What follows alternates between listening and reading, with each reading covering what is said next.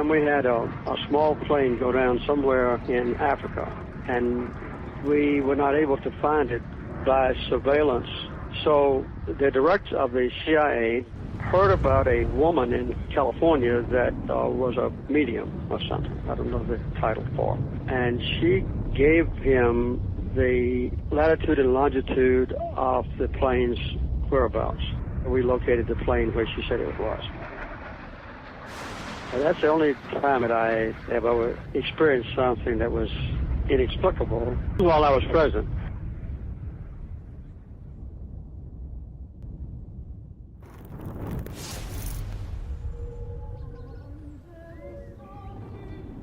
He was the most psychic man in the world, but nobody seems to know what killed him.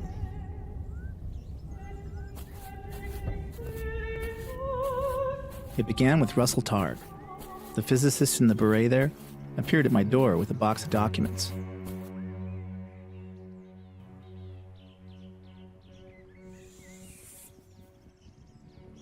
Okay, so this is marker 701.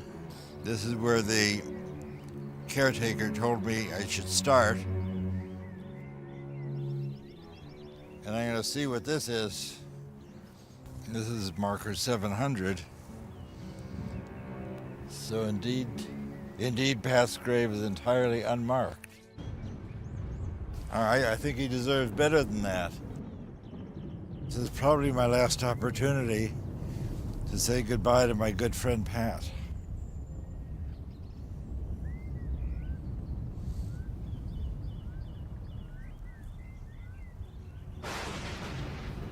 Pat Price often said, the more attention you place on hiding something, the more it shines like a beacon in psychic space.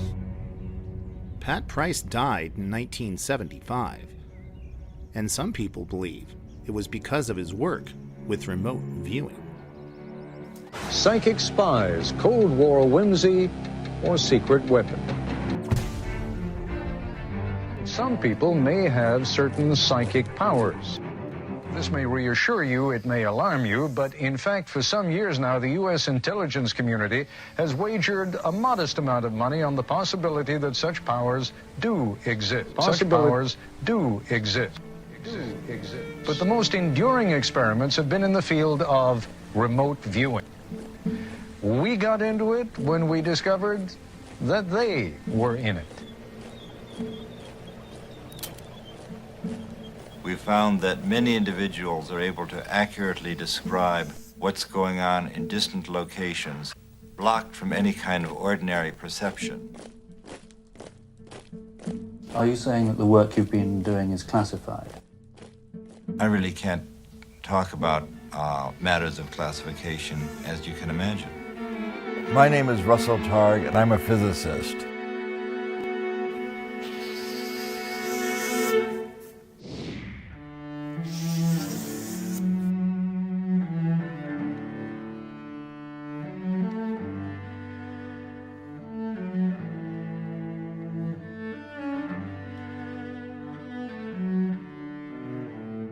This is our last chance to tell our story.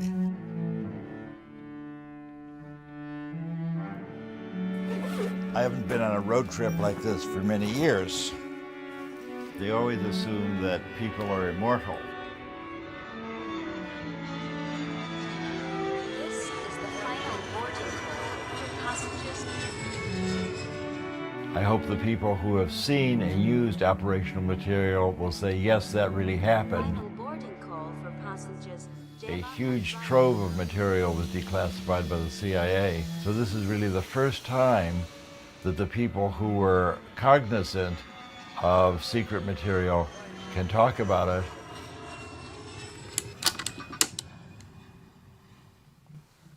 At one time, humanity worshipped fire. The shamans called it magic, and the people feared it. And now science recognizes fire as simply another part of the natural world. Ideas change based on new evidence. But the fear of the unknown remains. The future, it all looms very large. What if psychic abilities were real? What if you could look anywhere, using only the power of your mind? And if these abilities really exist, what would that do to the world when it found out? With my second-hand turban and my crystal ball. The CIA financed a project in 1975 to develop a new kind of agent who could truly be called a spook. Dad, when you told me that you were interested in using classified materials, that you were eager to get them out, and you were, I was principally concerned for you. And our family, no doubt. No doubt. We received the letter from the CIA and said, sorry, not now, but later. I said, well, Nicholas, I'm just going to publish the book. And I just thought that what could be more important than to help my father, one, get the documents that he was seeking, but also to help make sure that he stayed out of jail. So that all seemed like a very worthwhile enterprise. Yeah, very good thinking. And I then contacted the congresswoman in Palo Alto, and she submitted a letter on your behalf as well. Oh, that's very nice. I didn't know that. Several months later, the CIA released the documents that we had requested, and you were able to tell me the story in full detail. If I taught you to expect a miracle, it's been worthwhile.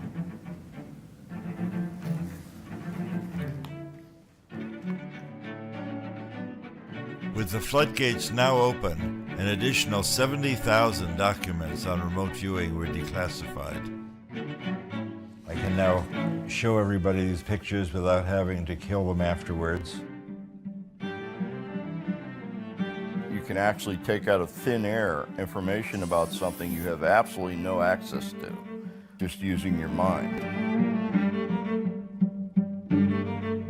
If we want to know why the CIA was lying about our program, perhaps we should go to Detroit and talk to Kit Green, our former contract monitor. He was branch chief of the Life Sciences Division at CIA.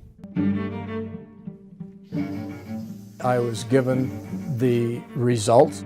The drawings showed the ability of a visual representation that appeared to be better than overhead imagery.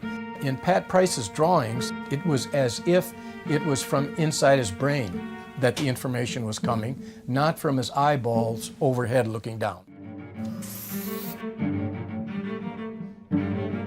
It was obvious to any intelligence organization that if you had an ability to be able to remotely perceive stuff, really remotely, like any place in the world, that could be an extraordinary intelligence source. The remote viewing program basically ran from the early 70s to the mid-90s. For more than 20 years, the CIA used psychic abilities operationally and in a top secret program for the U.S. government. You paid for them, you deserve to see them. CIA had said cease and desist. People said, this stuff is so intriguing that we got back into the game.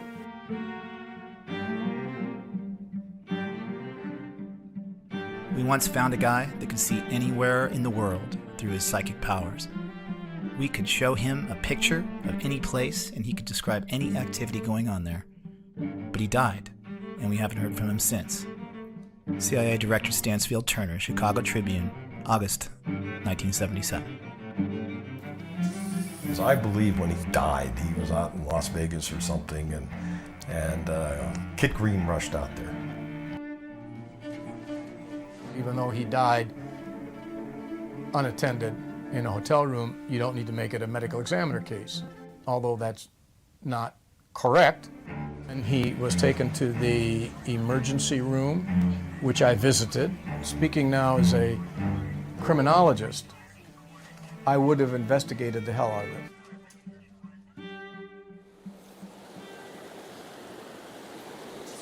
But the water's a little bit murky, so I'm going to change to a bigger fly that they can see better.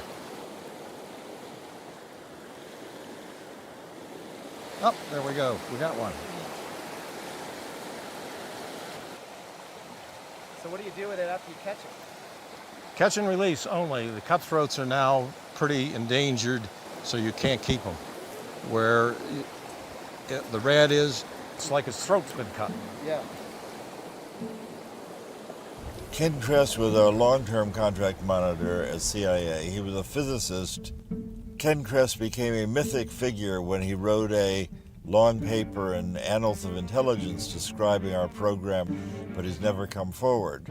Kress had never been interviewed before this film, and every question we asked had to be submitted for vetting by the CIA. I was undercover. The fact that CIA was even doing anything with SRI was confidential information. So Sid Gottlieb looked around, came up with my name because I was a physicist, and he called me in and he said, well, I'd like you to take over this project. And he said, the reason is there's two physicists at SRI, and I think you three can probably communicate.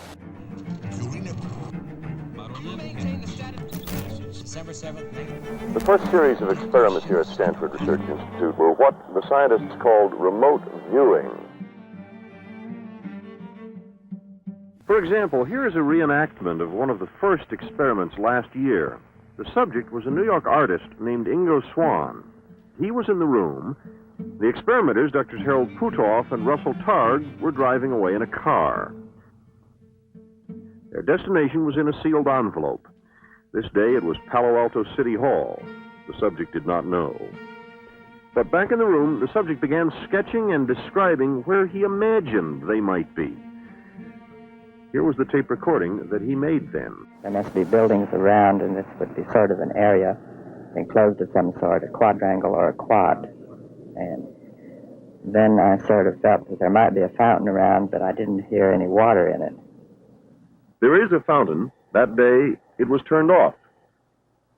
Back in the room, the subject sketched a pattern he thought was crosswalks coming together in a circle. In fact, the courtyard is paved in this pattern. The courtyard where they were is 2 miles from the room where the subject was. There had been no communication between them.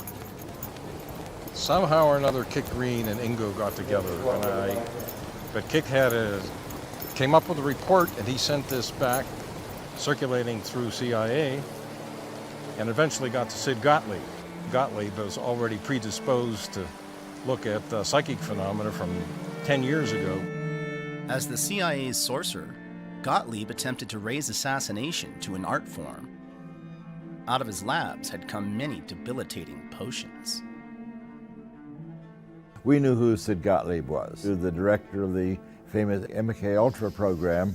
This is by 1974. MK-Ultra was the CIA's notorious mind control program in the 1950s and 60s, where they were giving LSD to people to see if you could create a Manchurian candidate and strip away their memories. We considered him sort of the Joseph Mengele of the American side. Mengele, of course, was the notorious Nazi physician who did biological experiments on Jewish prisoners. Gottlieb was not doing that. Gottlieb, of course, is Jewish. He's just torturing other people, independent of race or religion. He's sort of equal opportunity misanthrope. From my point of view, he reminded me of my old Uncle Sid. When he died, he was out in Las Vegas or something. In early 1972, I briefed NASA and the CIA on proposed experiments to help people develop their psychic abilities. Well, Helen and I thought it would be very interesting to meet with Sid Gottlieb. He was enthusiastic about the idea of giving remote viewers LSD as a way of enhancing their psychic abilities. I was opposed to that. Remote viewing requires a person's conscious cooperation, and we explained that to Gottlieb, and he seemed to completely understand. So he led us down into the basement of the Pentagon, and it seemed to us that he was sort of stored in the basement with all of his books. The only really comfortable place we'd ever been in the CIA. The idea, after talking to Gottlieb, that the decision to give us money to go forward probably had already been made. Reports that the Soviets were using psychics to spy on us prompted us to do the same to them. There was intelligence, hard intelligence.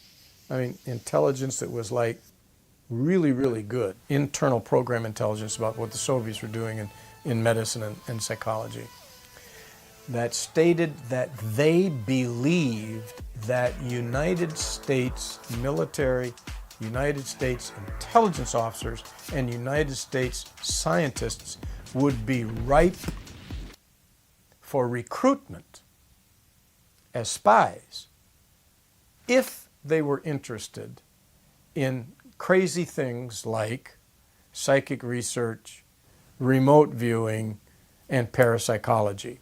And they would tell their government people that were responsible for doing recruiting and so forth, hey, if you want to find somebody in the Washington, D.C. area that might be pretty interesting, find somebody that spends their time doing psychic research. They must have been following Russ around constantly then. It's natural for a visually handicapped person like me to be interested in optics, magic, and extrasensory perception. I'm a legally blind motorcycle riding physicist. In 1934, I was born in Chicago. I was a child magician. I used to perform magic tricks at birthday parties and art openings. As a magician, I understand how people can be tricked. That's always made me a better researcher, especially in a field like ESP. I left graduate school at Columbia in 1956, and in 1958, I began working on the earliest development of the laser. And I was looking for a way to get into some kind of psychical research and still support my family. Russell was enthusiastic, and Hal was more like what you would expect a theoretician to be. But they both came across as, physicists. I heard that there was going to be a lecture at Stanford University, and there was a young physicist, Hal Puthoff, giving a lecture on psychic discoveries behind the Iron Curtain, American and Russian ESP. And I then went back and talked to my new friend Hal Puthoff and said, I think I got some dough. Let's talk to your management about creating a program. And he said, that would be very nice. You just have to promise that you'll keep a low profile. So that was in June of 1972. And this led to the beginning of our program at SRI to investigate psychic abilities. I look forward to coming to work. Every day had a new miracle. I feel like the child magician finally got a job doing magic. As we were doing these experiments, we began to run into flack from the psychologists at SRI. They said, you've got that crazy ESP experiments going on. That's going to ruin our reputation. We're going to lose our funding. Get rid of those guys. Hal had worked for several years in naval intelligence in Washington, and that may have made him a little more secretive indeed. Yep. I had access to one of the most shielded experiments on the planet. It was a shielded magnetometer that measures weak magnetic fields. Against his better judgment, Hal snuck his very first subject into a forbidden lab at Stanford. The man claimed to be the greatest psychic in the world, and his name was Ingo Swann. Swann claimed that he could move the needle of an unswayable magnetometer, buried under 30 feet of concrete, with a classified design used to sniff out nuclear explosions. It even had superconducting shielding. Its claim to fame was that nothing from the outside could affect it. Not only could Ingo perfectly sketch the design, but the needle moved, and nearly got them kicked out of Stanford for breaking the experiment. And that got the attention of the CIA. I asked the CIA agents, why are you looking me up? He says, well, we couldn't care less about the fact that he perturbed that magnetometer, but the fact that he could look through superconducting shielding and see what was inside, that is really a concern. In a way, I can understand other people's response to our work. If someone had come up and told me 4 years ago the kinds of things I'm now telling people, I think I would have been skeptical also. Well, when I first met Ingo, of course, he was coming out with this claim of, quote, being a psychic, and at that time, before I started seeing results, I was very skeptical, and he was very confident. The psychic is a kind of remote sensing device, and that I think has a contribution to make to both science and humanity. To understand Ingo, I think you have to see a creative, highly intelligent, deeply wounded man who found in remote viewing a pathway to the acclaim that he sought. We might do an experiment that looked like a really good outcome, and he would say, no, this is not so good, and he would come up with some loophole. And so he would say, look, if we take credit for an experiment and then someone can come along later and find some loophole or some false positive, then they'll reject it, and then even when we do good experiments, they'll reject it. He told me a story. He was a homosexual, which doesn't matter, I mean, who cares, but it mattered to him because he told me a story which I've never forgotten of being beaten up by a bunch of boys who he liked and admired when he was a youth. And I think he wanted to be acknowledged. I've often recovered many of the thoughts about existence I had as a child. A major one of these was the separation of consciousness from the body, which was very real when I was a child. This kind of thing happens in art. I believe, and always have believed, and I've returned to it many times in my life, that I am not this body in terms of consciousness, and consciousness can go places where the body cannot. It was very important to him to be validated by SRI. SRI was the first lab of a different order of magnitude from all prior parapsychological research. What SRI was always upset about is that during our day here, we brought in 1% of the money and 99% of the publicity. Back in 1972, SRI was primarily a contractor for the government and some industry. With the riots in the late 60s, early 70s, the fact that classified work was going on at Stanford University, they didn't like that. Up until that time, most parapsychological research was done by small foundations on minuscule budgets operating in a corner of some basement. At SRI, the level of classification was top secret. It took a long time to get the security clearance. You can't walk around, you have to be escorted because of the secret projects. Full of high-class scientific equipment, beeping and showing on the cathode ray tubes and all that. And when Russell and Hal got positioned there, it had a big impact. And on Ingo, it had a particularly big impact because the work that he did at SRI drew a lot of attention. To be in that kind of laboratory, they must be very important and really have a grasp of the truth. So you guys had a psychological procedure, the in the neighborhood thing, as it were, that was fantastic, and I think that's partially why you got such damn good results. And all of them succeeded in remote viewing. Drs. Puthoff and Targ do not know how. And so maybe one of the most important things about the work done here is that it has been published in one of the most conservative and prestigious scientific journals in the world, with this note: few readers will finish without wondering for at least a moment if indeed ESP might be possible after all. What a difference that would make to us all. Jack Perkins, NBC News, Stanford Research Institute, California.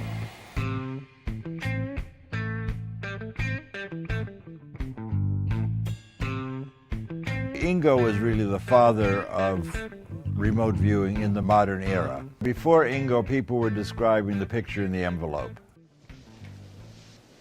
Square. Good guess, but wrong. He said, if I want to see what's in the envelope, I'll open the envelope. I can focus my attention anywhere on the planet, give me something interesting to look at. And he threatened to quit.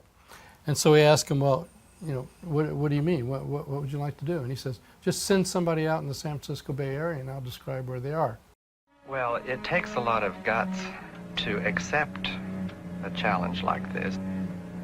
The psychics involved could sort of get into it at a creative level and discover things very distant from themselves and then go find out if they were really there. Well, we had, by now, 30 analysts, not scientists, in CIA, and maybe 6 or 7 scientists in CIA talking about these initial dozen or so results of these anecdotal situations. We began by speaking of some kind of almost a psychic arms race here. Is there any real application to this? At that time, there were rumors, certainly, that the government was doing something, but nobody actually knew what was going on.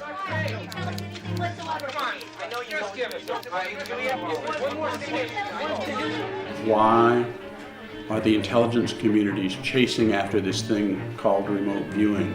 What if there are no secrets? What's really going on here? They had to put resources on something that sounded crazy. That's what it was. And we would all talk about them and say, well, I know I didn't lie. I know you didn't lie. And we'd get polygraphed once in a while, and it became clear we weren't lying. That wasn't the issue. What's going on? These people from CIA were very concerned. They had one goal in mind, to prove that it was nonsense. Well, we've looked into your background. You've had these high security clearances. You've been polygraphed. We know we can trust you. The Russians have been spending millions of dollars over a decade at some of their best institutes investigating so-called ESP. No scientists in America even believe there's such a thing as ESP. In fact, it was because the Soviets had a completely materialistic viewpoint. Even in Lenin's writings, he said, since consciousness is an observable, it must be physical, and therefore physical things must have consciousness. And so he thought even atoms had some level of consciousness. And then the question becomes, how close does it have to be for you to see it? Can you see it in this room, in the next? How about, can you see it on the other side of town? The question began to start formulate about distance. Maybe, like everything else that we know physically, it's quantum mechanical. That means it's spread out everywhere. It's not in space-time anymore. So that's exactly the same way that I can focus on my name being spoke. There's something about attention that I can use in order to narrow in and pay attention to something. So if I want to pay attention to what's happening on Pluto 1 million years ago, I should be able to do that. That's kind of what the remote viewers do. I mean, Ingo Swann was looking at Jupiter 9 months before Voyager got there and correctly described rings that no astronomer had ever seen or even suspected. So how did he do that? Well, it suggests that the rings of Jupiter was in his head already. This becomes a very materialistic way of thinking about what's going on, but who cares? I mean, I'm interested in what the truth is. We don't know how to evaluate this. We don't know if it's a threat or what. Well, I would say the difference between the American scientific community and the Soviet is that at the highest levels in the Soviet scientific community, psychic research is taken seriously, and there's no doubt about it. And you claim in this country it is not? I would say in this country it's not, because people are worried about the so-called giggle potential. Our normal socialization, being a psychologist now, is that stuff like ESP is nonsense, it can't happen. So if somebody tells you to do it, they're asking something stupid. And they banged a telephone book size thing down on the table. Paraphysics R&D, Warsaw Pact, from the Defense Intelligence Agency. When I thumbed through that and saw all the work that was going on. So the CIA was tracking all of these people. Yeah, in this case it was DIA. Here is the report that I finally wrote that summarized everything we could find at that time. And it was called Key Intelligence Question Number 9. I labeled it paraphysics because I had to find a word that allowed us at the Foreign Technology Division to sense that there is a legitimate physics connection here. So let's just randomly, like a government support for parapsychics research Paraphysics. Paraphysics. Returning with stories of official government support for such research. In fact, such support seems unquestioned by anyone. All of the Soviet centers, of course, are government funded. 1971. That's right.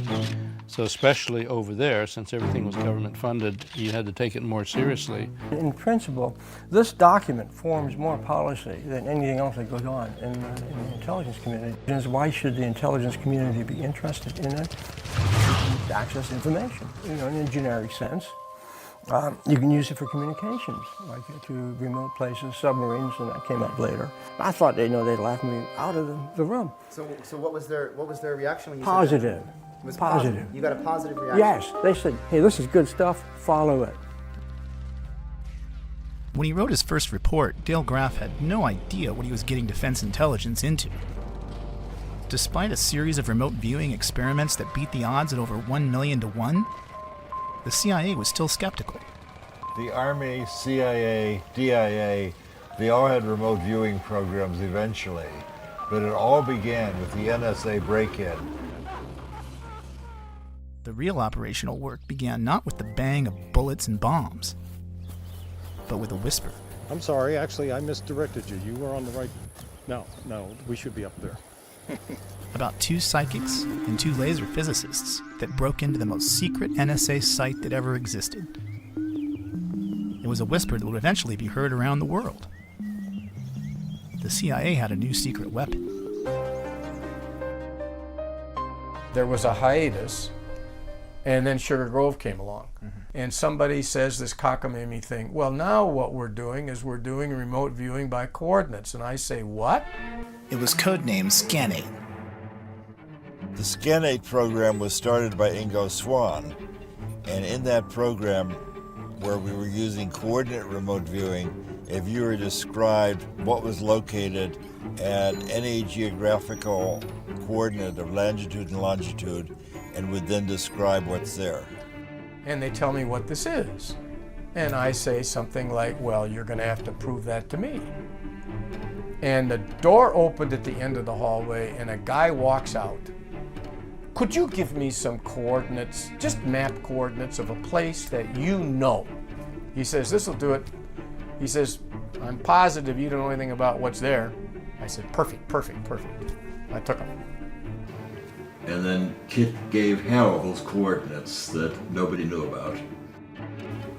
From Ingo's standpoint, he said this is really a sexy target. It's got all kinds of antennas. Seems like a very hush-hush place, very military, and he drew how things were laid out. The results came back so specific on paper that I was just like, I was kind of nonplussed. It included a diagram, guardhouse, accordion doors that roll up big enough to put a Jeep through, 4 stories below, hallway, cipher lock, and I took it to my colleague Dave, who had given me the coordinates, and I said, here. He said, man, Green, this is nonsense. I said, are you really sure? And he said, man, I gave you the coordinates of the log cabin I just built in West Virginia. So I called up my colleagues and I gave them the results, and I'm sick of it. And just before I hung up, the fellow I was talking to, who I can't name, but whose initials were Russ Targ, said, that's really too bad. It's really too bad. Really too bad. The other guy found the same thing. Early in the SRI program, there had been some publicity, and Pat Price had read about it. That happened to be right when we had been asked to target on the West Virginia site. So it was over the telephone, saying, I used to be maybe police commissioner or something like that in Burbank, and sometimes I would get intuitive flashes about some crime scene that we were working on, and it would turn out I would be right. Maybe I should be a subject. SRI comes up with Pat Price. He had a map on the over his desk, and he had a bunch of pins on the map of the world, and their pins were all stuck in the ocean. And I asked him, I said, Pat, what are all those, pins? They're just scattered all around. He said, oh, I'm following all the nuclear submarines in the world, and I move the pins around and I relocate them. For an intelligence officer, I mean, this would be one of the most fundamental breakthroughs in naval intelligence if you could follow all the submarines in the world. Pat Price was brought in independently to describe the same target location and went on to read documents hidden in the vault 3 floors below the surface. So that's really interesting. Okay, yeah, okay. What did you say? And I drove to the coordinates, and I found the cabin. And 100 meters down the road, I found a dirt road from the cabin. And I drove down it, found a guardhouse, found a dish, found the accordion door. This naval installation's purpose is to perform communications research and development for the U.S. Navy, the Department of Defense, and various elements of the U.S. government. I reported that. It got to the Office of Research and Development, it got to the Office of OTS, and there was, a huge controversy. And it started as very small ball. But what the person who picked the target didn't realize was just right over the ridge, a mile or so away, whatever it was this super secret facility for picking up Russian satellite information as it went overhead. And so both of them said, maybe that's what they want us to describe. In the 1960s, Sugar Grove became one of the NSA's most important Cold War listening facilities. And then the whole thing blew up. But remember, it was about what was inside that building. File folders with the following names. I remember that they were all associated with a pool game, like playing pool or billiards.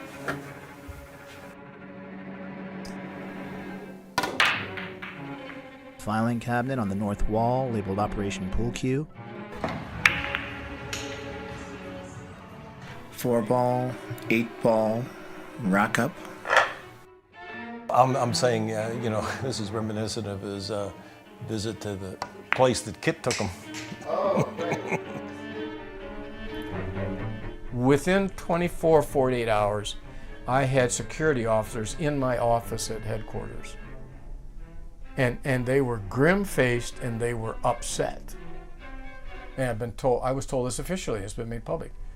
The filing cabinets were there, they were green, there were file folders, and they had the exact 3 names on the file folders. Now, that was the first thing that was important, is that they were correct. However, those guys out in California got the code names. They got code names that were part of a special access program, not just code names. They got special access program code names which were classified top secret. The names were classified top secret. We were then descended upon by all the law enforcement of the United States. We had government agencies from NSA and CIA coming to visit us and find out why the CIA had targeted a group of psychics to go spying on the NSA. So I didn't know whether to be sick to my stomach or what to do. So it wasn't just Kit Green, it was the owners of this site. And some of it, like some of the names that I told you, turned out to be accurate. And so, the first concern, a security leak. Somebody has let this information out.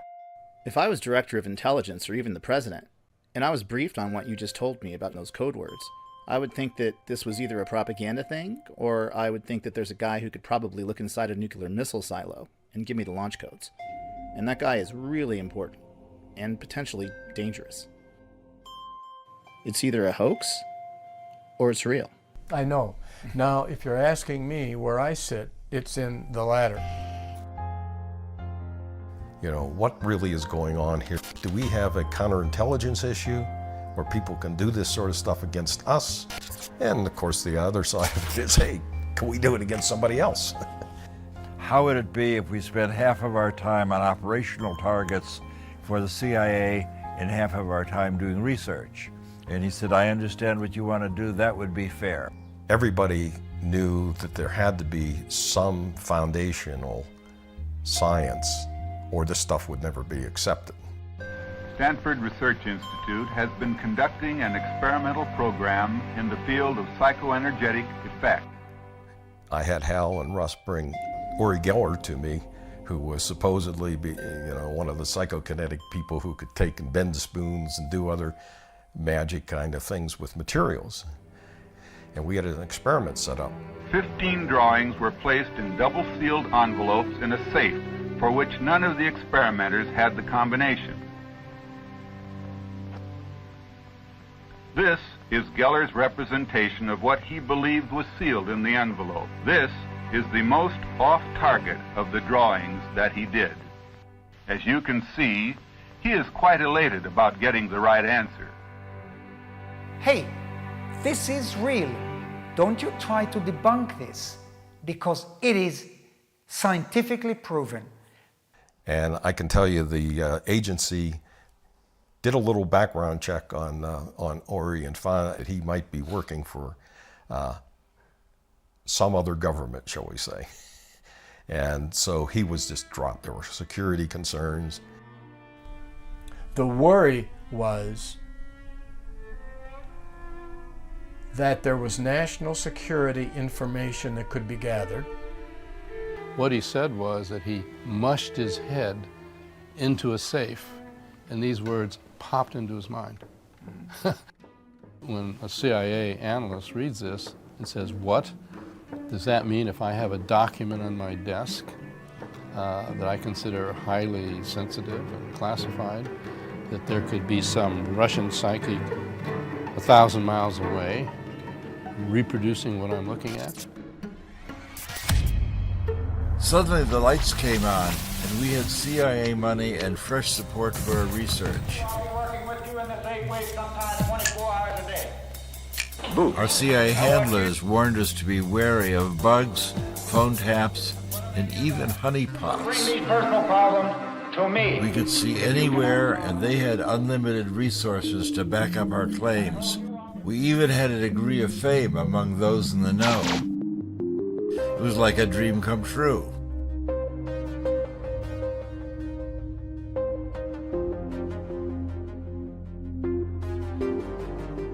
With new funding and assignments from the CIA, it seemed as if Hal and Russell could do no wrong. What kind of place do you experience them at? Attorney General from somewhere in Northern California came to us and said, would you help us with this case? She's been kidnapped. The heiress had been kidnapped from her Berkeley apartment. As we walked in, the police were very excited, and they said, we have a lot of questions we want to ask you. And Price said, let me show you how we do this. Let me see a mug book. And he put his finger on Donald DeVries and said, that's the ringleader. The Berkeley police said, we know who he is. He walked away from a minimum security prison a year ago. And he said, you know, this is not your regular kidnapping for money. This is some kind of political thing. And then she's photographed in robbing banks alongside with an AK-47 or something like that with the other crooks. I get this image of crosshairs, looking at crosshairs. Well, getting closer, it's more like an intersection. He told us where the car that they had kidnapped her in had been left. Across the freeway are two large white gas storage tanks. And one of the detectives said, well, I know where that is. So the policemen went out and they actually found the car where he said. And we went to a shack they thought might be a hideout. I had the experience of the detective handing me his sidearm and said, you know how to fire a pistol?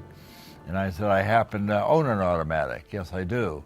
So he didn't realize that he handing Mr. Magoo an automatic so that I could cover his back. And some walking sticks. This was the assignment outside my job description. Continental flavor. We were basically detectives on the case, on the street, boots on the ground, so to speak. Problem was that the Berkeley police did not cooperate with the Alameda Sheriff's Department, the county sheriff, and neither of them were cooperating with the FBI. It was only after the entire thing was resolved we found out that that indeed was the area where she was being kept, and the layout in the apartment was as he described, and in fact she was being kept in the closet. And we got a formal commendation from the Berkeley Police Department.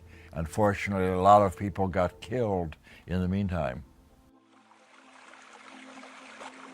They attracted not only fans in law enforcement. The CIA had gotten hold of Soviet documents in which our names were in there as targets to be tracked and to be turned if possible. That's as I said, well, then we have to take this whole thing very seriously. And I began to feel frightened. This felt like a penetrating into a dangerous area. When he died, he was out in Las Vegas. Medical circumstances would admit to a coronary and would admit to what he said he was suffering from, which was poisoning. Particularly, he said, a food poisoning. Later on, somebody said, well, you know, the KGB did him in. And I said, oh yeah, I've heard these rumors. You know, I have no reason to believe that. This appears to have been a state-sponsored assassination attempt. Statement of the Prime Minister. But now, 8 days on, Theresa May came to the Commons. In her hands, one of the most remarkable statements she's delivered as Prime Minister. It is now clear that Mr. Skripal and his daughter were poisoned with a military-grade nerve agent of a type developed by Russia. This is part of a group of nerve agents known as Novichok. It causes suffocation and heart failure. I said, what do you mean? And he said, well, there was a TV program recently, I mean, this was a decade later, where they were interviewing an ex-KGB agent who had been involved with an assassination squad. And the interviewer had asked him, you know, what do you do? How do you carry out assassination? If we had somebody who was a target, we'd find out what their medical profile was, and then we would do something that would cause that medical condition to go south quickly, and then it'd just be assumed it was a medical event, and that way we would be, you know, wouldn't be found out. And so the interviewer, I'm told, I haven't seen this program yet, I haven't been able to find it. The interviewer said, well, did you ever actually use that approach? And they said, yeah, once on a psychic who worked for the CIA. Our husbands and wives. They really do, for instance, have a Soviet experiment in remote strangulation. Larissa Velenskaya was put in charge of monitoring SRI's ESP work from Moscow. Kamensky was in Moscow and Nikolai was in Leningrad. Kamensky imagined that he tried to strangle Nikolai. Nikolai was unaware at all. He felt that he couldn't breathe. He was on the edge of unconscious state. And suddenly everything disappeared just because Kamensky in Moscow stopped transmit this image. I do solemnly swear and will, to the best of my ability, preserve, protect, and defend the Constitution of the United States. So help me God. I got frustrated as I realized I may be trapped in our own success. Everything was now a secret. I couldn't even tell my family. Our phones might be tapped. The only thing secret about this program, what is it with the secret program? But we weren't publishing anything. We went to the CIA handlers and we said, look, you've got to let us publish some of these experiments. Everyone's beginning to say, well, gee, maybe it's a secret program. So anyway, we got their permission to put together a series of our Bay Area remote viewing experiments and publish them.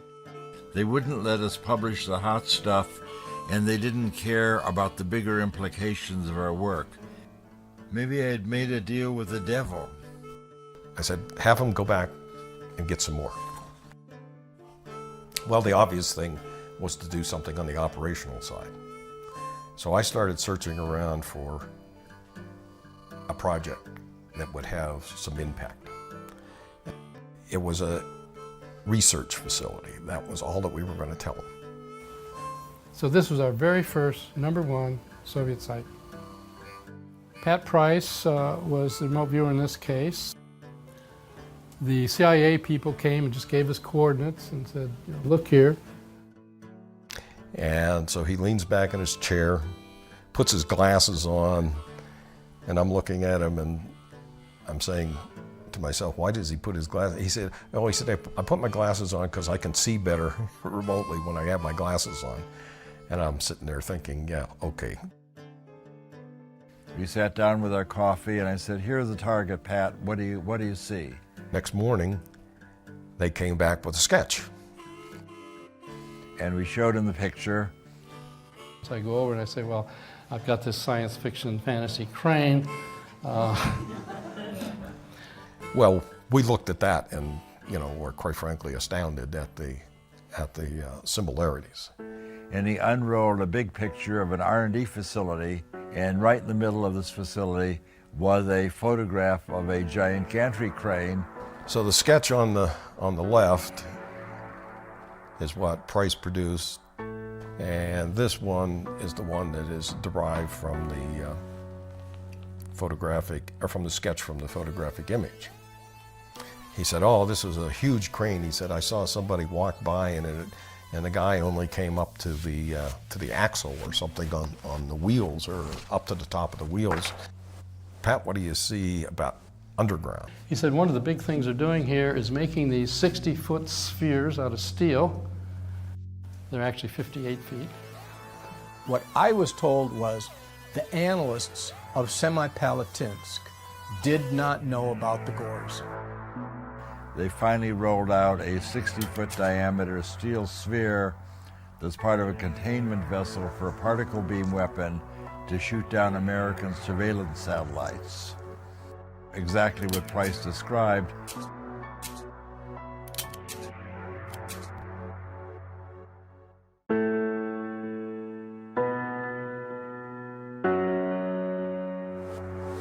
The end game is this big review occurs. All operations-oriented testing from a contractor like SRI should stop. So in other words, CIA's decision was because of security concerns, they were going to cut out SRI and work with Pat directly. So they did so. The CIA moved Pat Price to a farm in the outskirts of Washington. He was doing day-to-day spying for the CIA.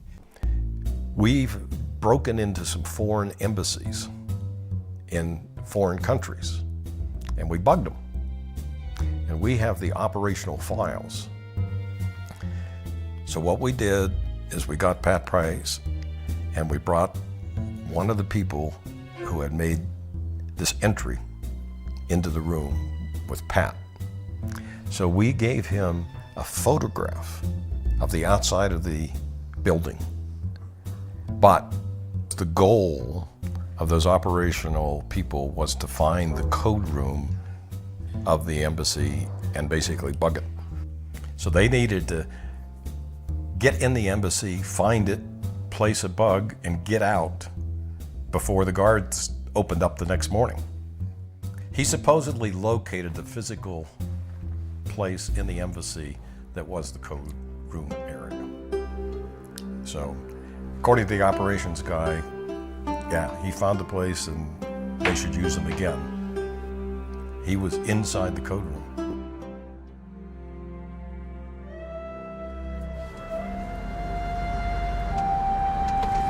Sonic core, chemistry, and that's it. So he's a wizard of sonic chord. Hello, just dropping off Russell. Thank you. Uri Geller knows a lot about code rooms. Uri says he spent a long time working for Mossad, so perhaps he knows what happened to Pat Price as well. If you can tell me, what was the meeting about? What were you doing in the secret room in the Capitol. Okay, they actually. You must have been briefing somebody. Yes, actually there were 10. There are probably 2 or 3 shielded rooms, different levels, but it's actually in the Capitol dome, the shielded room. It is a room where no eavesdropping can take place, because the walls are leaded, etc. All kinds of materials, even the plugs are different, and it can also be a wine cellar. So while doing secret work, that's fine. You can drink wine and get drunk. Okay. Well, I wanted to shielded room with a perfect conversation. Yes. I want to talk to you about the death of Pat Price. And Pat comes in with his description of an underwater sabotage training facility several kilometers away from the seacoast. And this information was passed on to the Libyan desk.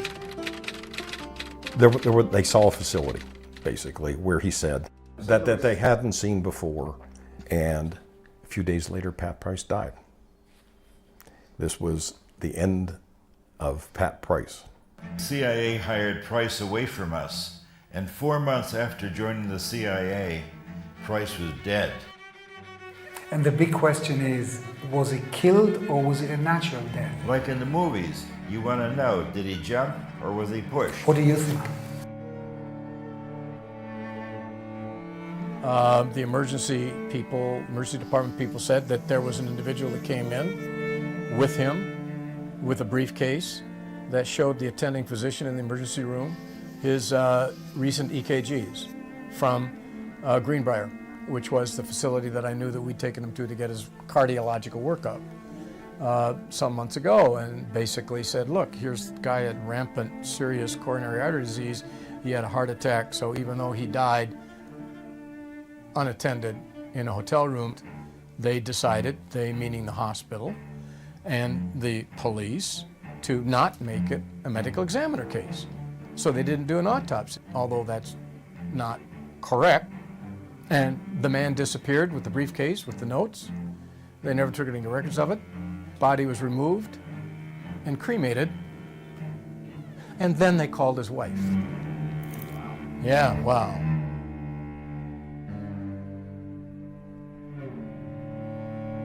Price was known to have a heart condition, and he may have had a heart attack. That's it. Next. The Russians may have killed him. And the third.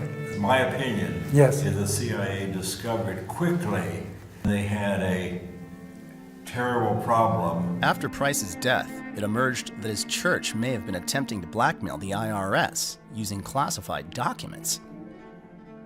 There's a file cabinet that's got a folder full of this stuff in it. This church had a problem with the government. He would go back to his church officials and immediately give them a debriefing of everything that he said and everything that I said. Here, the guy who was walking on water was a traitor. I do not think he was a spy for his church. You know, I was shocked and devastated because I had no idea about this. If he walks into the president's office and reads a nuclear code, if it turns out that Superman is a double agent, what do? If he didn't understand and misinterpreted what it was that he could tell his confessor in his church, I forgive him that. That's not Pat's fault. Knowing intelligence, knowing what's happening around the world, and having worked for certain, agencies, I know a little more about this story. That's exactly why I wanted to talk to you. People who are so valuable are never taken out. They tempt them with amazing circumstantial or monies, dwellings, houses to work for them. They will never. This is like killing the goose that lays golden eggs. Devices which would have enabled the CIA to use this poison for killing people. Does this pistol fire the dart? Yes, it does, Mr. Chairman, and a special one was developed which potentially would be able to enter the target without perception. Well, the CIA had a heart attack gun that was revealed. Okay, now, the CIA is not in the business of killing people. Well, they were in the business of making a very complicated killing machine, and they got in a lot of trouble for that. I saw Pat shortly before he was killed. He was coming to see us. Yes. But before he left, he called several of his friends to say goodbye in an odd way. So, in short, he predicted his own death. And he purchased a $1 million term life insurance to give to his wife Ann at the airport. You see, I didn't know that. Interesting. And he's changed his trip to visit his son in Salt Lake. Maybe he had a psychic feeling that he was about to die. He must have been one of the greatest psychics in the world. Yes. Some Army remote viewers tasked themselves on Price's death years later and decided he was still alive and at work. Of course, this was just speculation. It was entirely unmarked. He deserves better than that.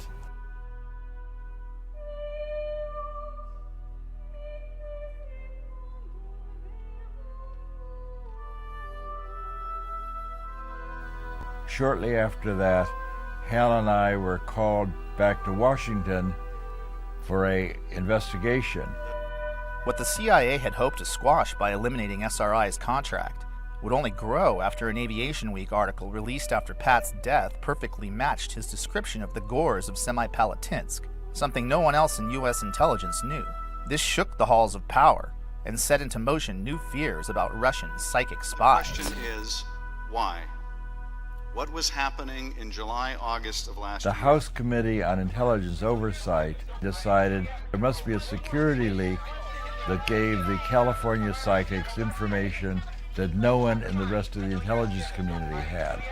Well, actually, I was excited about the opportunity to brief them because by this point in our career, the more people at high levels who knew about what we were doing, the more support there was to make sure that the program went forward. Unfortunately, you will learn today that these efforts by Russia to discredit the U.S. and weaken the West are not new. All I can say is that if the results were faked, our security system doesn't work. What these persons saw was confirmed by aerial photography. There's no way they could have been faked. There are 4 senators out there fighting to keep it going. What's next? Are we looking at a new Iron Curtain descending across Eastern Europe? And we were supported for another decade.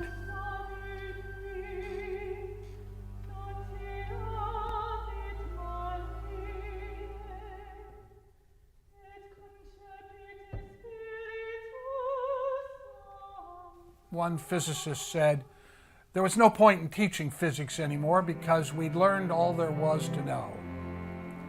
And now we look back and realize that what we thought we knew was the tiniest fragment. Although the CIA publicly denigrated the idea of remote viewing and claimed to end interest in the subject after the death of Pat Price, SRI's rising profile led to partnerships with every single branch of the intelligence community. Defense Intelligence Agency took on a contract with the U.S. Army in 1978. It begins. But this being the Army, it really starts with drill, naturally. Over 3,000 troops in Fort Meade, Maryland, were screened by Army intelligence to find the top 6 that would spearhead the program. That first day in the company. These were grunts, regular guys. Vietnam vets picked because they had a knack for avoiding landmines. And the CIA didn't like it. It caused leaks. The most decorated was Remote Viewer 001, Chief Warrant Officer Joe McMonagle. The Stanford Art Museum was Joe McMonagle's first ever remote viewing. We then did 5 more trials with him. Altogether, we did 36 trials with the 6 Army volunteers. Out of the 36 trials, these officers were able to get 19 first-place matches, where one would expect only 6 by chance. The odds of such an excellent result is better than 1 in a million. Joe got the Legion of Merit. That is a very big deal. It is the second highest non-combatant award that the military gives. He has done more live-to-tape remote viewings than anybody else alive. He lives at the top of the mountain where every great prophet lives. He was the first to speak out when parts of the program were publicly outed in 1995 and subsequently denigrated by the CIA. It may have helped locate American hostages in Iran. There were 2 or 3 others that were held away from the embassy. No one seemed to know exactly where that was, but we were instrumental in helping identify that location. I was paid to do remote viewing by the U.S. Army for 6 straight years. And indeed, he turned out to be one of the most psychic people we ever worked with. You can actually take out of thin air information about something you have absolutely no access to, just using your mind. Remote viewing was first brought to my attention by Skip Atwater.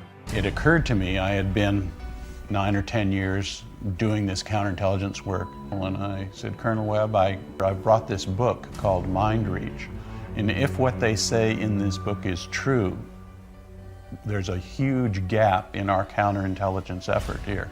I left the book Mind Reach with him, and the next day I came in and he says, you're right. If this is true, what's being said in this book, this is something that we aren't attending to. This might, in fact, be a threat to the intelligence community.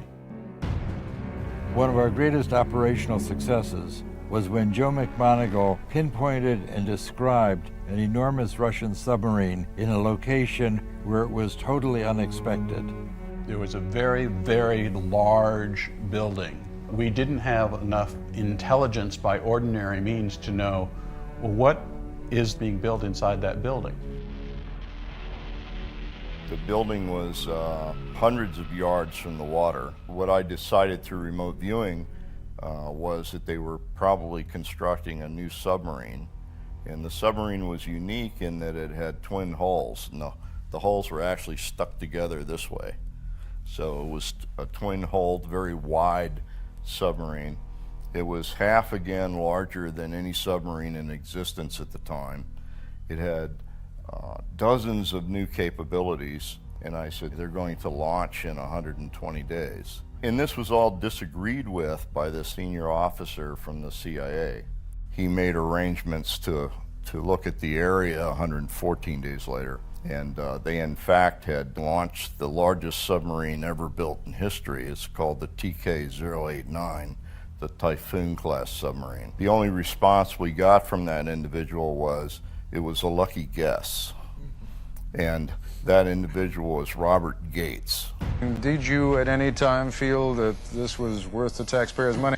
Well, all I can say is that in the 20 years or 25 years that I was perhaps in a position to be aware, I don't know of a single instance where it is documented that this kind of activity contributed in any significant way to a policy decision or even to informing policymakers about important information. In October 1983, Secretary of Army John Marsh was briefed by Lieutenant Colonel Busby of INSCOM. His report stated that 350 of 700 remote viewing missions, or 50%, were deemed to possess intelligence value, and 85% showed positive evidence for remote viewing. We probably collected more intelligence on that one submarine in 4 days than the entire Soviet sub-pack. What you have to understand is the program operated year to year based on its successes, not its failures. And the fact that it was funded on a year-to-year basis speaks loudly as to why it existed for 20 years. And the chief proponent in terms of tasking, or the one agency that probably used more remote viewing than any other agency, was the CIA. I'm familiar with that quote of Gates, there's nothing, we closed the program because it didn't amount to anything. Let me just read this one thing I've got here. Joe got the Legion of Merit, and Joe, upon his retirement, got this. While with his command, he used his talents and expertise in the execution of more than 200 missions, addressing over 150 essential elements of information. These EEI, essential elements of information, contained critical intelligence reported at the highest echelons of our military and government, including such national-level agencies as the Joint Chiefs of Staff, DIA, NSA, CIA, DEA, and the Secret Service, producing crucial and vital intelligence unavailable from any other source. That would tend to suggest that Gates was not telling the truth. We had the total support of 5 administrations in a row. Carter stood up and said, we did this wonderful thing when they found the Tupolev bomber. And the reporter said, how did you find it? He said, we used our psychics.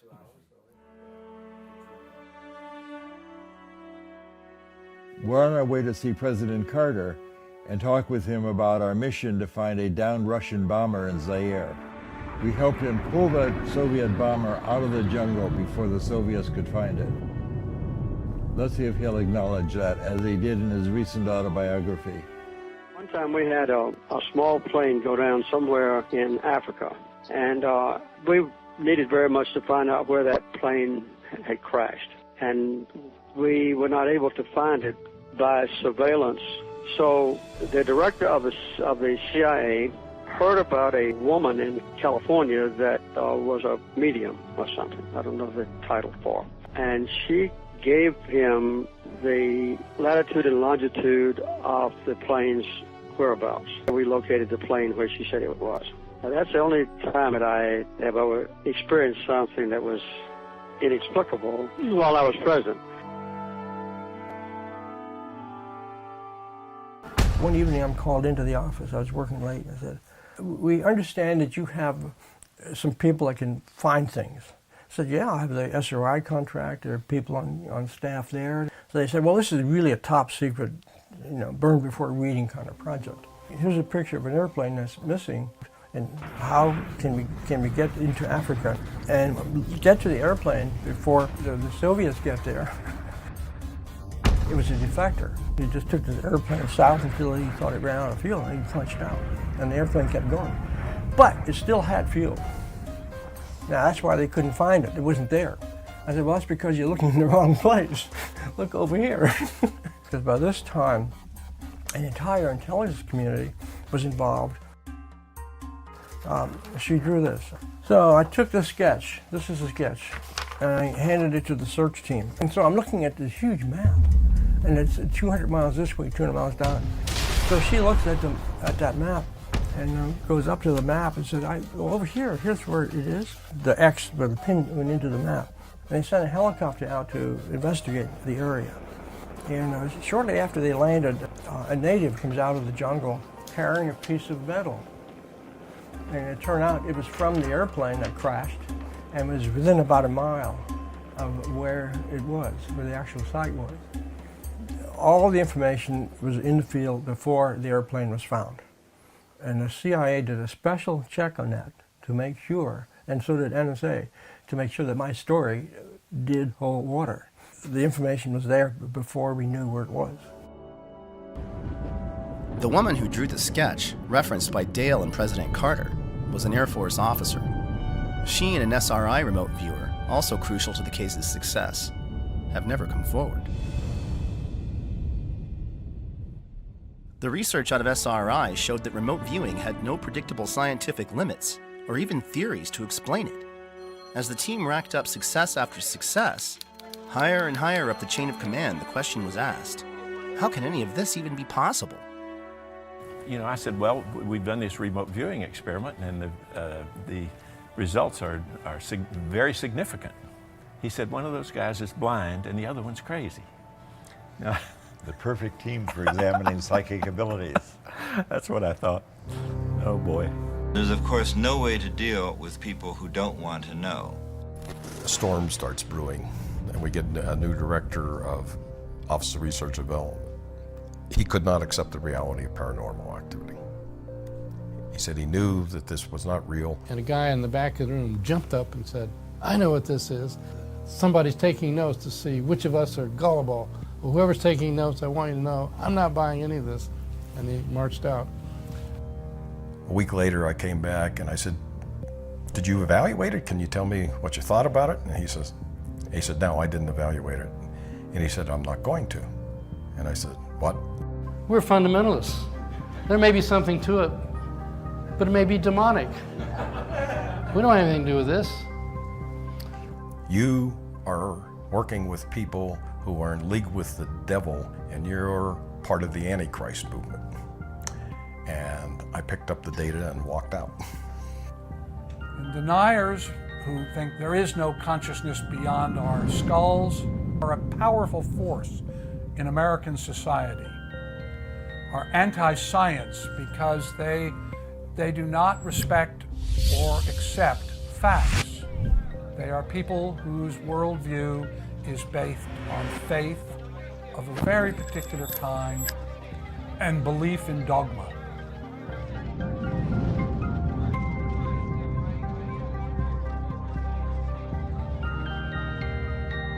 It is about dogma, absolutely.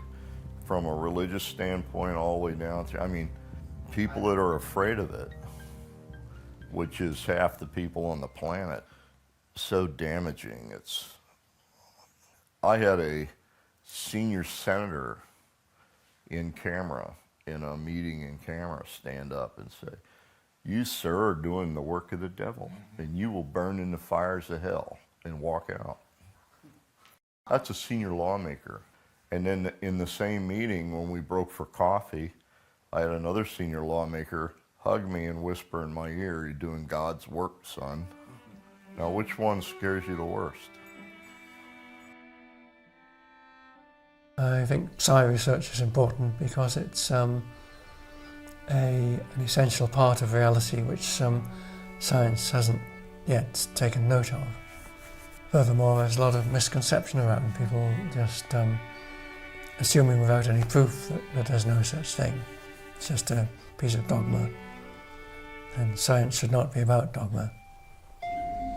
How many people say they've witnessed things that do not fit within a materialistic paradigm, and then they're told you're deluded because your experience doesn't conform to our dogma? This is so fundamentally anti-scientific, it's utterly appalling. So once again, this troubled me because I love science and I respect this tremendous evolution of science for the last 400 years. But when people speaking with the authority of science say, for example, that all experiences can only be functions of the brain, and if you have any experiences that cannot be explained within a materialistic paradigm, you're deluded, then this is dehumanizing, arrogant, pompous, and closed-minded, and those terms should never come in the same paragraph of defining and explaining science. When the evidence just gets to be overwhelming and the groundswell here is growing, I would say before too long, if you still insist that the mind is nothing more than an emergent property of the brain, it will be widely recognized you're just ignorant. And the key point about physics is always evolving. Our knowledge of physics is always expanding, and phenomena which people reject as impossible today may not be rejected as impossible tomorrow, because tomorrow we'll have a more extensive theory of physics. Enter this next wonderful reality and the most controversial of the people.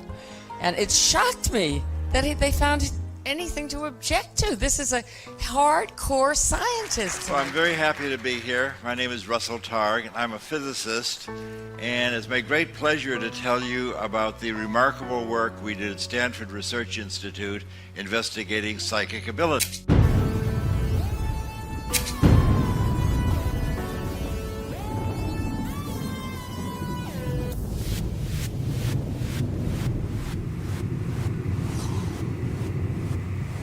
I had a small Wikipedia biographical page.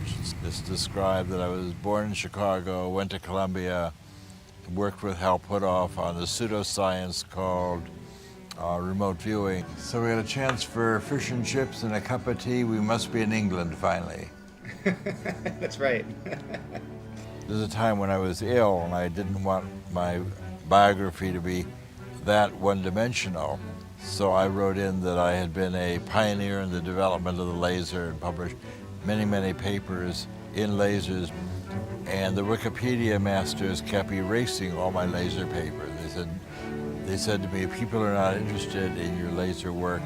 We just want to know about your work with the pseudoscience.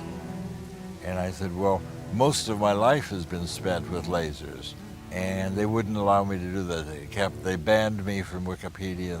And finally, I got the help of Brian Josephson, and it was only through Josephson's intercession that I got to bring my biography up to speed. Do you think that consciousness is built into quantum theory? This, of course, is extremely heretical, but fortunately I not only got tenure, but I've retired, so I don't need to worry about being a heretic. Sorry, I'm not with you exactly. Sorry. Anyway, what are these taking your picture? Yes. You're being interviewed, are you? Or? Well, I was, yes. Fun? I was, yes. You were? Yeah. Okay. Anyway, can you sort that out? Well, what's it to do with? I mean...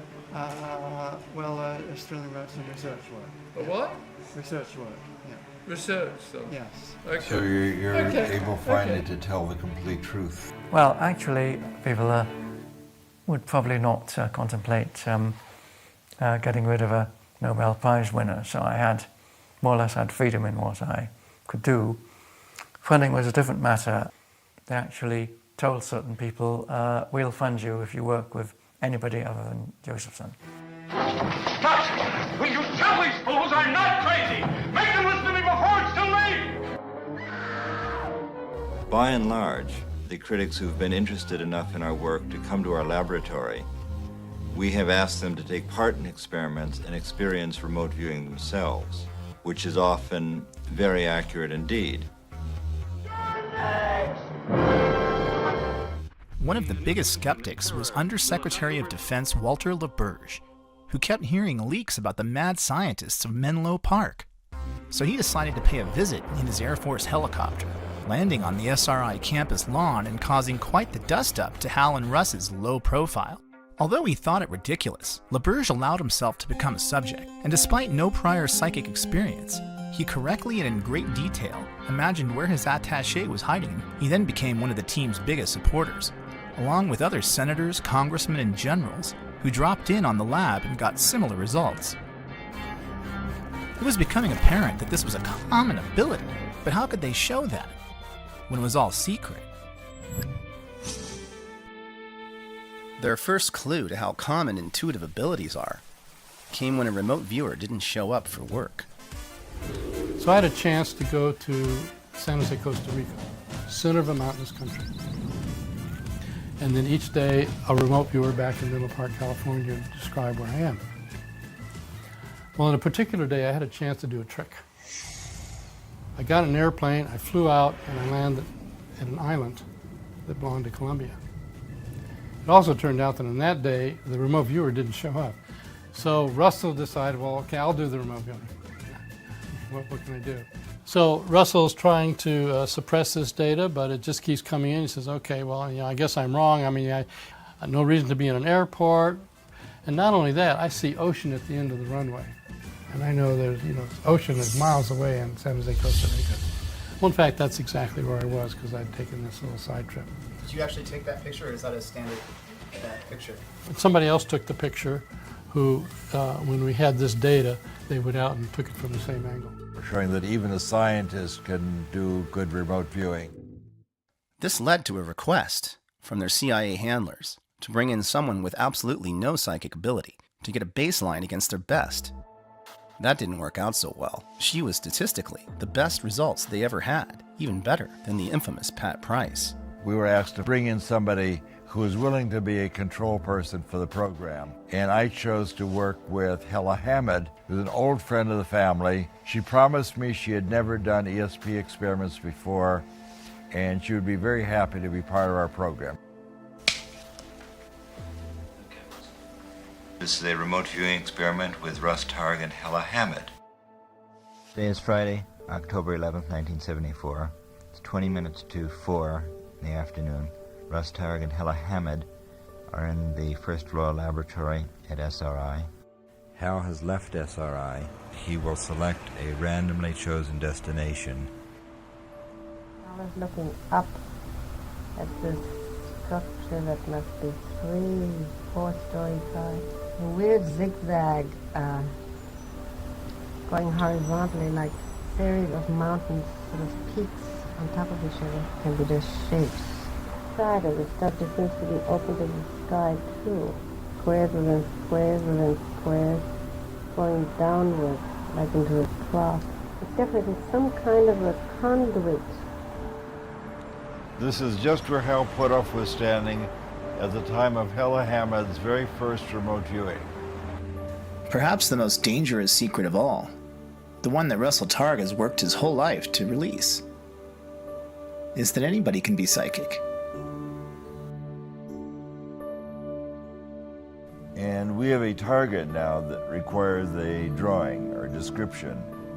So I'd like you to quiet your mind and make a little sketch of the surprising images that show up in your awareness. You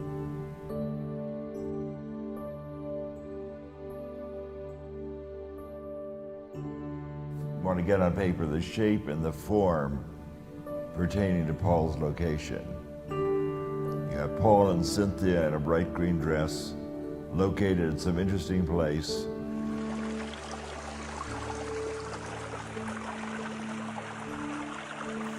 Do we have any falling water in the audience? This is the waterfall coming down. What pages, the waterfalls. My primary purpose in coming to this conference is to actually to see what I can do to become a world-class remote viewer. I couldn't believe it, but it's different when you actually do it. I have no formal training. It's really about sending the message across to people that if you put your mind and heart to something, everything is possible. The world is your oyster. When a whole room of people are able to do that, it's not just me, it's not just my imagination, it's all of us. It's the science part of it. Everybody really wants hardcore data. I think it's still a question of what it means to be really human and what it means to be a proper human being, whatever that might mean, and what is the essence of who we are. And I think that if the world actually had an access to that answer, I think it would change everything. So that's pretty good. I'm useful at Las Vegas. Psychic abilities are real, and you have these abilities. And now we've got a free ESP tester on the internet. By the time we finished, we knew more about our remote viewers than NASA knew about its astronauts. There's nothing different about them at all. These are just normal people. Like musical ability, you've got virtuosos at one end of the scale, you've got tone-deaf people at the other. It's just in our culture, no one values, quote, ESP functioning. It's just being human is basically what it's all about. Could it be that psychic ability is much more common than we think? Even internal agents at CIA back in 1975 were secretly doing it, according to original program manager Ken Kress.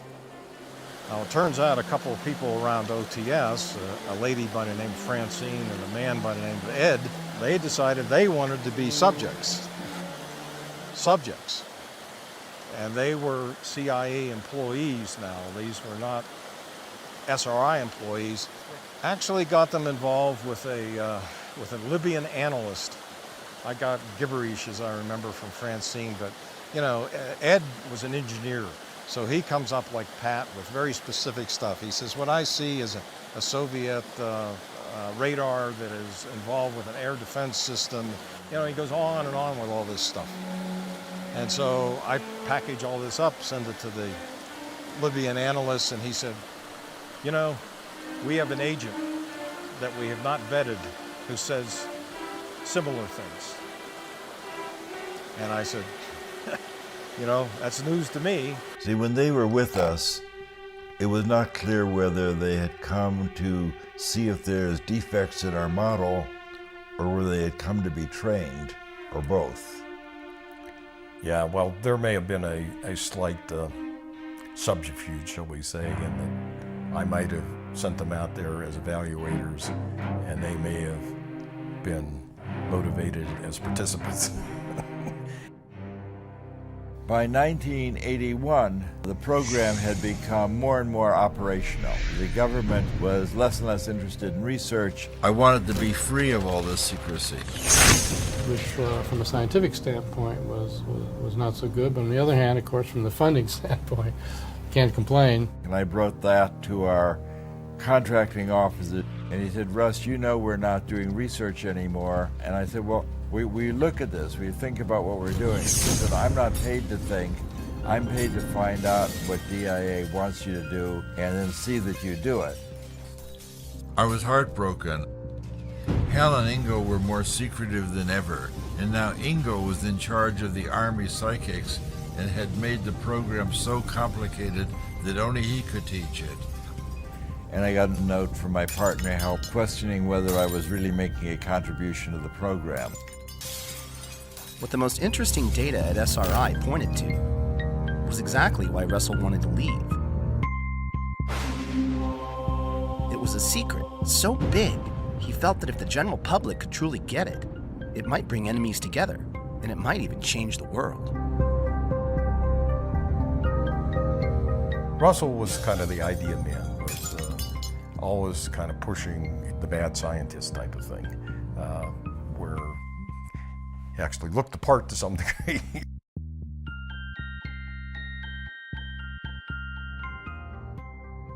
When I decided to leave, this was in 1985, we had dozens of psychics and lots of laboratories and people out there as consultants and so on.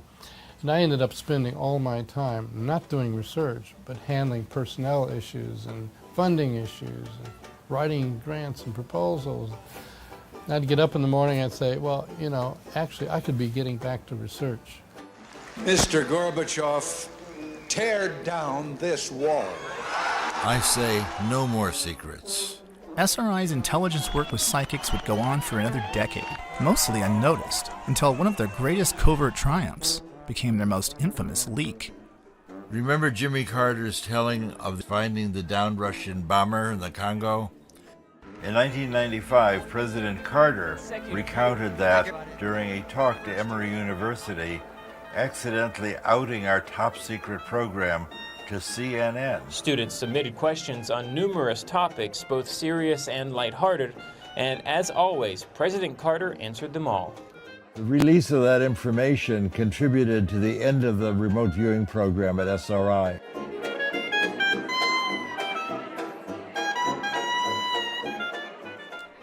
After Russell and Hal left the program, it continued under Ed May, but eventually it confronted the giggle factor. So I would ask the intelligence community to watch what we do for the next few years. And the CIA had publicly derided the Army-run program, and in the end, they were asked to take it on again. It's a pretty low priority for the intelligence community, and it's better done on the outside. Instead, they commissioned a third-party report to, quote, see if it had been valuable to operational intelligence. And that's our report for tonight. So, what do all these stories add up to? Well, the two experts commissioned by the CIA report disagree. First, there's psychologist Ray Hyman from the University of Oregon. My considered judgment, if someone pushed me hard right now, I have to say the odds are 99 to 1 that there's nothing to remote viewing. I think remote viewing has been demonstrated over the 20 years of work that's been sponsored by the government. Ed May was very upset at the way the AIR report was done. He was very upset that they did not look at the operational remote viewing and that they did not allow us to talk to the operational remote viewers. I think he was quite disappointed that they narrowed the focus so much so that really it might have been a predetermined conclusion that they wanted to kill the program. I think that anybody who says we haven't proven it yet hasn't really looked at the data. I think, frankly, people don't want to look at the data. They have their worldviews. They don't want those worldviews rocked. I think anybody who looks at it with a real open mind would be convinced. I became 100% certain that it was real acquisition of information. I became 100% certain that it had potentially real intelligence significance. And I became 100% certain that it never would. Why? What I thought were the issues that would make this a useful tool were both ignored, denied, and in addition later dropped, which is screening of subjects, to find the superstars. You're tested carefully to find your special talents. For your own satisfaction. Using the tools that I thought we had identified, which were politically not correct then to use, and which are politically impossible to use today. There you go. Well, you're here. Really arrived. You can loosen up a bit now. You would have a latent ability that maybe a lot of humans have, that you'd be able to tease out of some people with some sort of training program or something, and you'd end up with what ended up.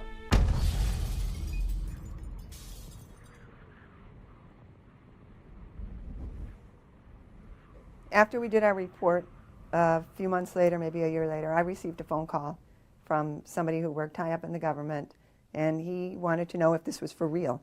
And I said, I stand by what I wrote in the report. And he said, well, I'm going to see if I can get access to the operational work. He called me back and he said he got access to it, none of the boxes had been opened. Jessica's the president of the American Statistical Society, and she says by the numbers, remote viewing has a higher efficacy than aspirin.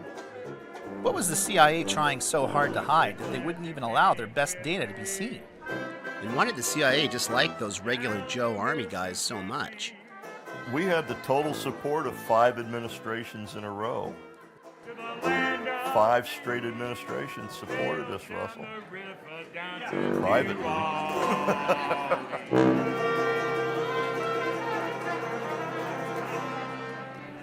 So the very illuminating trip. You never know who your friends are.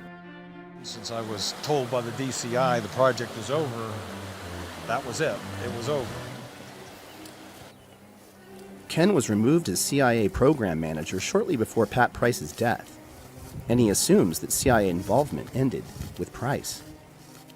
No, I heard that they were discussing the Stargate program out of channel. In other words, if you're talking about a classified program in an unclassified area, it looks like a security violation. We need to investigate this further. Now what? The gamble was ignore it, it'll go away. The suggestion to me was that, okay, let people just wonder about it. But if you start complaining about it, it will affirm that we do have a program. They didn't really want to go that route. Russell's first interview with one of the most spectacular spies from his SRI days was a no-show. Later, the agent called to say they were still doing it, and were afraid to talk about it. Beyond the giggle factor, what was the big deal? What does all of this mean? Could we be missing the big picture here? And no, that's not right. I told you before, two people that I trust, that are, one of whom's in the position to know, says that the program's still going on. Really? Just how useful is remote viewing? How far would Russell go to tell the world what had become painfully obvious to him? This was something that Russell was inspired to consider after witnessing Ingo predict that Chinese A-bomb test 3 days in advance, and similar work by Stephen Schwartz, and it involved precognition, or seeing the future. The final straw was when he received a package in the mail from the ghost of an old friend regarding some water towers that had haunted him for years. I get the impression of a water treatment plant.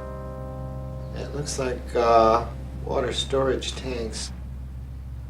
There's a service road down here. In Pat Price's first series of experiments, he got the shape and dimensions of his swimming pool target within 12 inches. But he also called it a water treatment plant, even drawing water towers, which missed the whole point of the target. Years after Pat Price's death, I received a historical picture book. It was a gift from the city manager of Palo Alto. That when I opened the picture book to Rinconada Park 75 years ago, it had been a water purification plant, and the 2 water tanks that Price had indicated indeed were right where he put them, and they would undoubtedly have been the tallest thing in the city of Palo Alto 75 years ago. With Pat's reminder of timeless awareness in hand, I hatched a plan to ditch the spy business and try and wake up the world.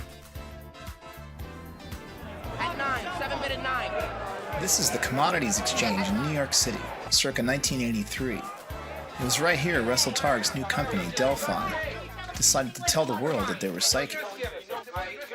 We've been predicting silver prices 2 to 4 days in advance. Our investors made profits in the middle six figures. Something I couldn't do while I was a psychic spy. Predicting the volatile market 9 times in a row even landed them on the cover of the Wall Street Journal. Being right 9 times out of 9.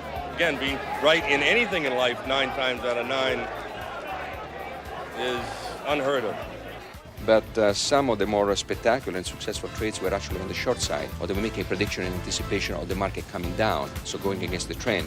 But there's still elements that are not understood, so it does not always work. So I wouldn't put my life savings behind a remote viewing of the future. Investor demands and the weight of their own success led to the second round not doing as well. Money dried up, and the skeptics pounced. Russell would have to go even farther to prove his point about ESP. A lot farther.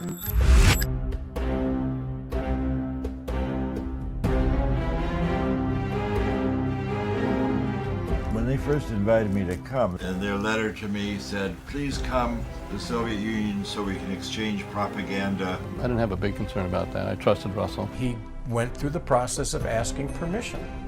I assumed that. I'm actually quite confident of that, because had he not done so, he would be in jail. No, I did not ask any permission to go to Russia. I just went. Of course, they can't reveal secret information, and I declared my independence and left. They said, is there anything you'd like to see as long as we're here? And I said, oh yes, I would like to have a peek at Brezhnev's office. I would just like to see where he sits.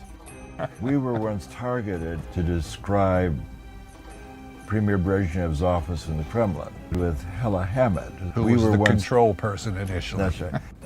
And indeed, it's just as she described it, this odd red leather door held in place by upholstery tack, the huge desk on the right, window on the left, and a door in the wall behind the desk. If we did not go downstairs into the computer room. When we were talking to the Soviet Academy of Sciences, for example, a physicist got up and said, it seems that if a experienced viewer can focus his or her attention anywhere on the planet, then it's not possible to hide anything anymore. Isn't that true? And the Russians in the audience were quite shocked with that. I could hear the teacups rattling.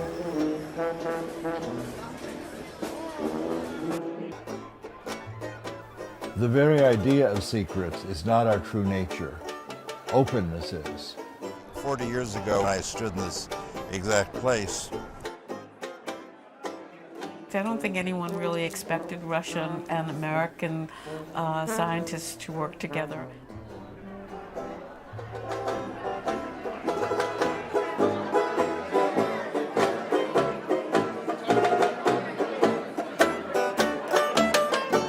In 1987, and I started teaching remote viewing in Russia, and no one in Russia knew about this on that moment.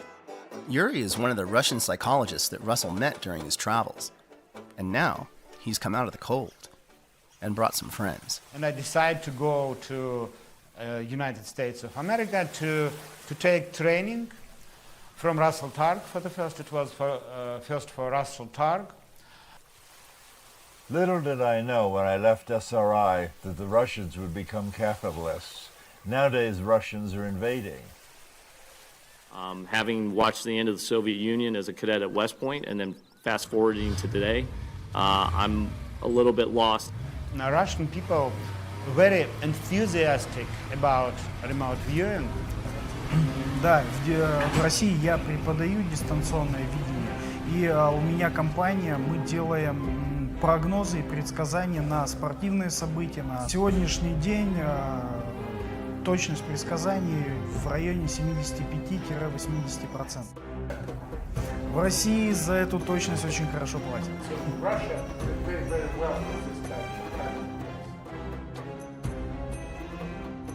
Remote viewing instructor Laurie Williams has brought a group of 20 Russian doctors and engineers to Los Angeles to learn remote viewing for themselves.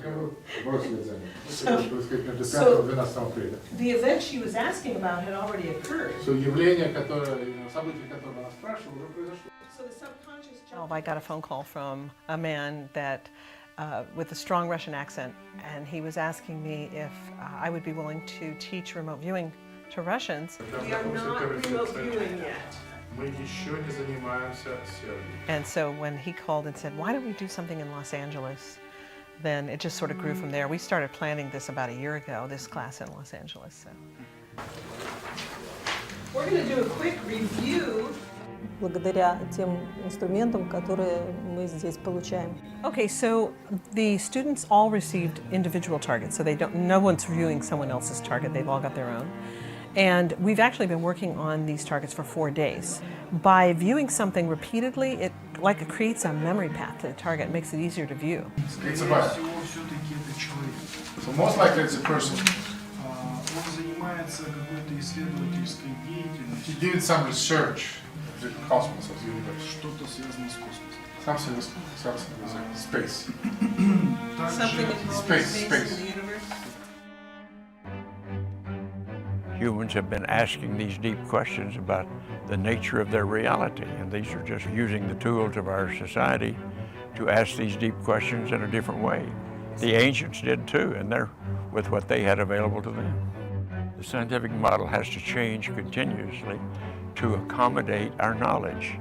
And if we're learning more, then we have to fit that into our bigger picture of understanding reality. And here's a sketch.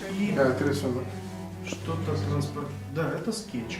А потом пришло, как будто это Луна. No, then I thought that it's moon. Then he thought it was the moon? This is a very kinesthetic day today. They're going to be using their hands, creating 3D models of the target using Sculpey clay, modeling clay. They're going to be...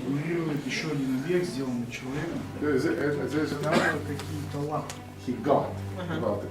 It looks like a spider. It has little, what spider has? Legs. Clicks, yeah. Tricky. Я его назвал Армстронг. He called him Armstrong. He said that's Neil Armstrong. Is that it? That's all? Okay, you ready for your feedback? Okay, hold on to your seats, folks, because this was the Apollo 11 trip to the moon. Да, это Apollo 11. Полет на Луну. Apollo 11 trip to the moon with Neil Armstrong.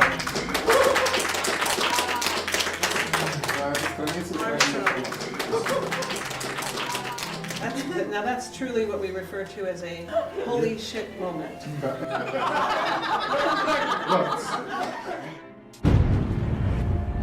Well, fundamentally, we're talking about interpreting what we see. And I think all of us, for centuries, and certainly all the astronauts that have been off the planet and look back at Earth, we kind of call it the big picture effect of seeing things in a new perspective, seeing Earth in the perspective of being in the heavens, and that we're just a small part of this huge universe that we're in.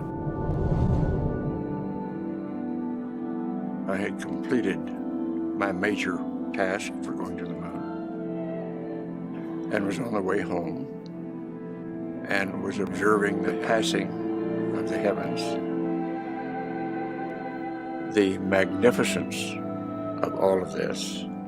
What this triggered in my visioning in the ancient Sanskrit is called samadhi.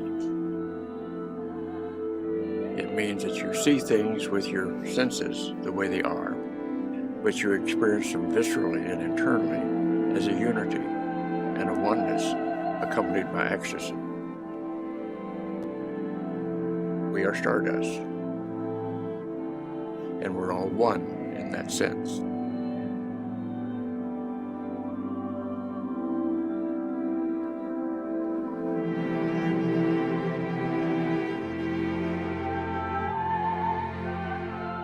In other words, instead of just serving self, what it tends to help you do is to realize you're a part of a larger reality and to serve that larger reality in a proper way.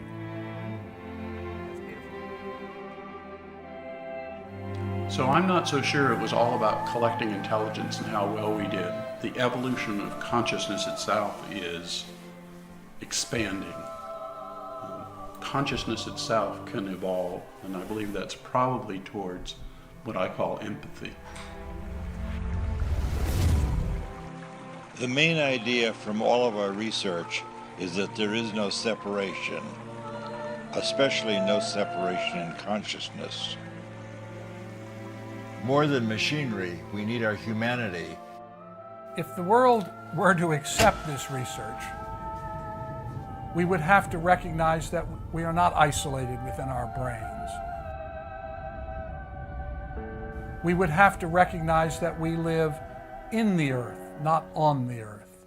We live embedded in the biosphere of earth, and that all consciousness is interconnected and interrelated. And that's why we can transmit the power of love, the power of healing. Maybe it's very subliminal, but it definitely exists.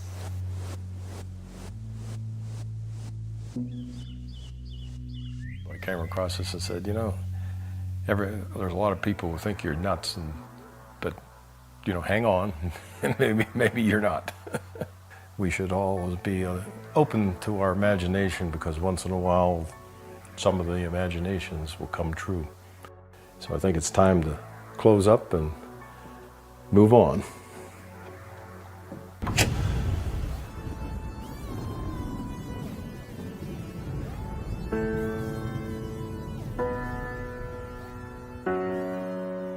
So Helen returned to Los Angeles to resume her life as a professional photographer. She died of cancer in 1992. But not before she uncovered the lost temple of Alexandria, Egypt, with Stephen Schwartz and the Egyptian government. They placed the first stake within 12 inches of where it had been buried for thousands of years, and put the skeptics to rest, at least for that day. She was given no information beyond the general hilltop location. Things are going to change because science is changing. Ingo took the closure of the Army program hard and went into seclusion. We reconnected in later years and had a chance to talk about old times. I'm going to talk about the future because I think that we're far too much trapped in the past.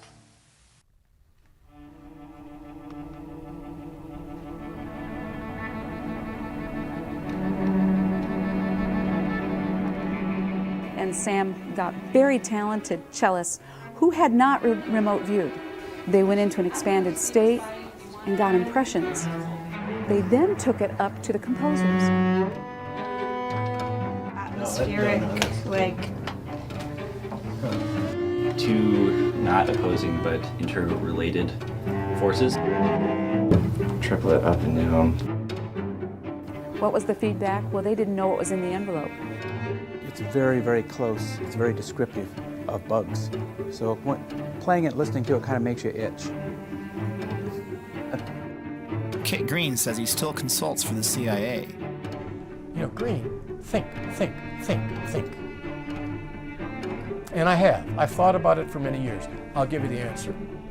The most precious secrets are hidden in plain sight. That's a stupid expression, but you know what? It happens sometimes to be true. He told me he collaborates regularly with Hal, but on what? Neither one of them will say. Oh, yeah. I've got it going through me, if you can see. Hal Puthoff resigned from the SRI remote viewing program at the height of its success, but he did go back to remote viewing at least one more time. Hal repeated my silver forecasting experiment for his child's high school. He raised $25,000 from the stock market for a class field trip to Washington. Then he went back to seeking to extract energy from the vacuum in his Austin laboratory. Well, we've got our hands in every pie. It turns out that Kit and Hal really were collaborating. Kit brought Hal into a top-secret Pentagon UFO assessment program, revealed in December 2017 by the New York Times. Oh, and Hal says they've recovered UFO debris. But that's another story. Pat Price's grave in North Hollywood remains unmarked. and his death remains a mystery. And as for Russell Targ, he continues to tell his story, showing people just like you and me all around the world that we're all psychic. At the end of the film, they say, no animals were harmed in the making of this film. So I'd like to ask you, is it fair to say that no physics were harmed in the making of this film? Physics isn't, but physicists might be.